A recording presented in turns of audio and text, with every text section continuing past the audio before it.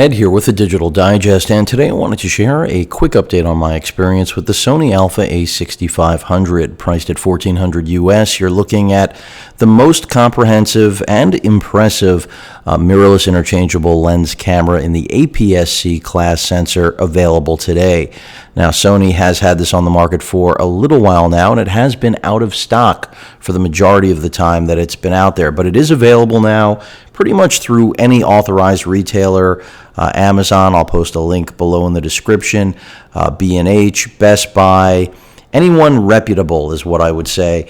And essentially what you're looking at here is a culmination, brings me back to the NEX7, one of my favorite mirrorless cameras that Sony ever produced in the aps-c class. Of course, that was an NEX. Now they're part of the Alpha line. And essentially, we've got the best of both worlds in the smallest form factor that you can actually purchase in the marketplace. I've got right now a native E-mount aps-c class lens on here. This is the f4 10-18, which is still one of my favorites. I did have to get a new copy since mine was destroyed by Hurricane Matthew, but the good news is it's just as good as my original. And in terms of overall performance, whether you're talking about using this strictly as a still camera with its 4D focus system, 5-axis stabilization, and 4K video capture, that's of course at 30p or 24p, and then also the slow and quick motion capability, 1 to 120 frames on the fly, something you can't do with the A6300, which I've reviewed in the past. Also, the touchscreen now being integrated, which is fairly good. I mean, it's not something that I really desired, but I certainly wouldn't reject. I think it's an added benefit. And then on top of all of that, essentially affording all of us out there who don't have a giant budget capability that you just can't get from any manufacturer. And part of what has always intrigued me about Sony's DI push over the last 6-7 years is that they have been pushing the envelope, not passing it, and that's something a lot of the other manufacturers, other than maybe Panasonic, really are guilty of, and they're playing catch up. 120 frame per second EVF here so far, very good. The menu, which I'll show you right now, I would say is fairly good as well. When we're talking about previous generations, granted it's still very similar, and we're really just again dealing now with touchscreen, which is a nice thing if that's something you've been particularly waiting for.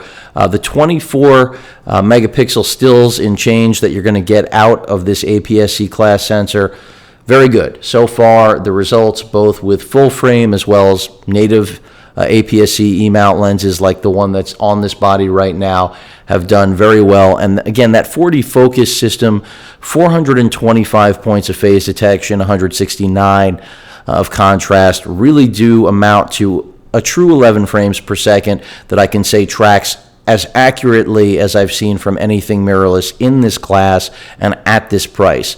Nothing else really stands up to it. Of course, the A6300, very close, but it is missing that 5-axis image stabilization as well as the 120 frame, quick and slow mode, which I have programmed to my video button.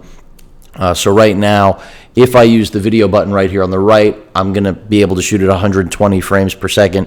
I believe it's up to 29:59, so a little under 30 minutes. Of course, 4K video on here, you are still limited to that clip size. Haven't had any issues with overheating, but I'm still testing. And there already has been a firmware update issued for this camera as well as the RX100 Mark V, which I'll be updating as well. But so far, really impressed. I mean, there's nothing that I've seen so far that I dislike about this camera. A lot of customization here. I think most of the caveats that people have about it, or reservations in general, pertain to things that really equate to spending more on a body. If you're looking for things this camera is missing, then it's likely that you need to spend more. I mean, I have no better way of putting it. And that's independent of what brand you actually prefer. I wish we had GPS on board. It's nice that we have Wi-Fi and NFC, but we've had that for years. That's certainly not a new offering from Sony, and I would have liked to have seen more there. The battery life, not that amazing. On par with previous generations, but all of these new features come at a toll, and that toll or price in this case happens to be on battery life. So mixed usage is basically where I find myself with a camera like this, since that's what it's really great at doing, both things, still and video. And from what I've seen, if you play with the quick slow mode at, shooting 120 frames on the fly without having to go into post like you would with the A6300 and then shoot some 4K video, you're not going to have that much battery life left. So plan on keeping plenty of spares. And that's not new. I mean, the A6300 was that way too, but it just seems like this camera's eating more battery life than any other before. I also wanted to talk about something else that I think is important, which is screen protectors. I've gotten a lot of questions, and you're looking at the screen protector right here that you're going to want to pick up. And that is the PCK LM17, at least in my opinion, because right now you're not going to do better than that. Granted, it's not optimized for touchscreen. It is a harder version of plastic. There you get a little inception effect for those of you that have been waiting for my good old camera inception moments. It still is a fit, it's still inexpensive, and it still does the trick. The only thing is that around the corners you're going to find issues with touchscreen sensitivity. I want to say this screen is capacitive, but it still feels like resistive in that it really does take a firm press, which isn't a bad thing because there's nothing worse than having false registered touching on the screen, which equates to, pulling focus or doing something that you don't want the camera to do. I haven't figured out a way yet to turn off the touchscreen, but I'll tell you right now, installing any form of hard plastic screen protector like the one I have here, which I do recommend, is going to change that entire sensitivity level. So keep that in mind before you stick on one of these, but I still recommend it even though it was designed for the A6000 and Sony's not recommending it. I can tell you right now, it does work. It is a fit. I've had a stack of these for years. I continue to rebuy them, as you might imagine, because they've basically fit bodies, in the Alpha E-mount aps-c world for quite a while now, a number of years. But that pretty much sums things up. The A6500 is a very well-rounded, matured product. Again, reminiscent of all of the promise of the NEX7 coming into a model that, even though it launched in 2016, I really feel like is a 2017 camera. And its quality right now can't be matched. It's got a mature, inexpensive E-mount lineup of lenses that are native. And if you want to go full frame just to ensure a little future proofing, if you decide to move into the full frame realm, then you can do that. And that's definitely another advantage. And by all means, if you prefer to go with full frame lenses and you're not interested in the form factor benefit that native aps-c E-mount lenses like this have to offer, and that's because a lot of them aren't.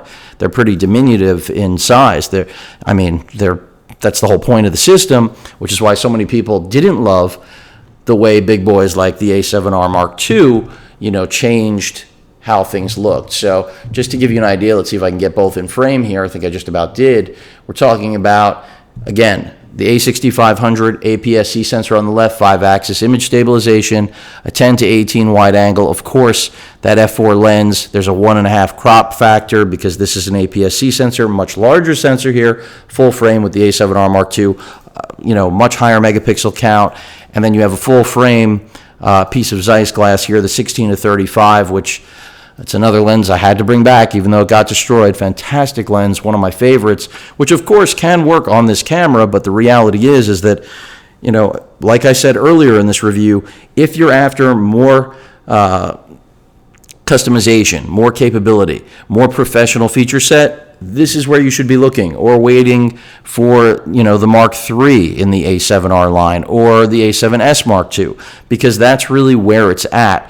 If you feel like this camera's missing things, in all likelihood, those things are answered or solved by the model on the right. But keep in mind, not only are we talking about a huge difference in size, and that really equates to what are you doing? Are you a professional? Are you a hobbyist, prosumer, whatever you call yourself? You know whether you need the quality on the right as opposed to the left, or at least you should, and I'm trying to help answer that question. When it comes to pricing, they're also in completely different worlds. You're talking about a $1,400 plus a $750 lens, which often can be found for less, versus a now on sale $2,800, $2,900 body with a lens that still runs $1,350 on any given day, maybe a little less, 12 something and change US. So there is a really large gap between the two, and granted, this has the 5-axis stabilization, still one of the best cameras, I think really the best mirrorless interchangeable on the market in the full frame realm, especially pound for pound with its pricing now. But that will change when a new model comes out. It doesn't have that quick slow capability, so you're not going to be able to do the 120 frames natively on body. Both have access to the Play Memory store, so you've got a ton of content there. Well, not a ton, but enough to enhance the camera beyond what it can do out of the box, time lapse, a lot of other gimmicky stuff. Unfortunately, they do cost money. The good thing is once you buy it, it does transfer from camera to camera. But focusing back on the A6500, I do wish, again, the battery life was better. I do wish that the Wi-Fi chipset, touchscreen, all of those things were improved upon.